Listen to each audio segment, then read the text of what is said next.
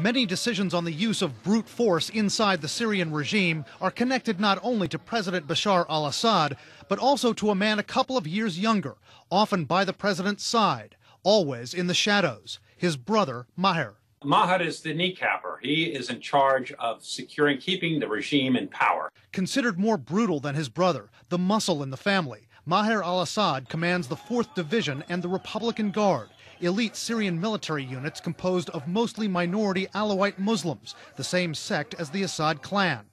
But he's got something else in his portfolio. Maher, as well as his cousins, have come to control what's called the Shabiha, or ghosts. They're Alawite paramilitary forces. Forces that analysts say have carried out massacres of Syrian villagers.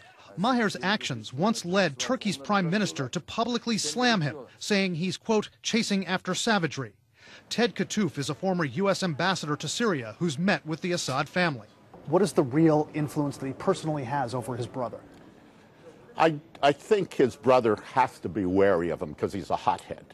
And he's known to be a hothead, and he's known not to have particularly great judgment. But you know, when you're ahead of a mafia-like regime, you depend upon enforcers.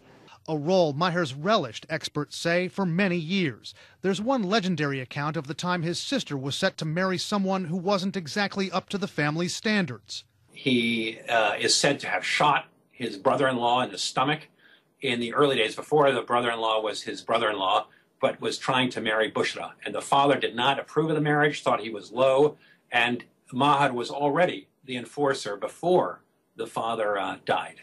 The brother-in-law was killed in a rebel bomb attack on the Syrian cabinet a year ago. Maher was believed to have been wounded in that attack and hasn't been seen since. We don't even know. There was rumors that his leg was blown off. He was badly wounded.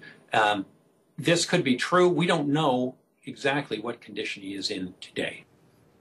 If Maher al-Assad is still alive and still helping his brother, he's following a menacing family tradition. Their late father, dictator Hafez al-Assad, placed his own brother, Rifat, as head of key Syrian security units. Rifat al-Assad was reported as a key figure behind a 1982 crackdown in the city of Hama, in which tens of thousands of Syrian civilians were massacred. Wolf, I know you remember that incident, that whole month-long series of massacres very well.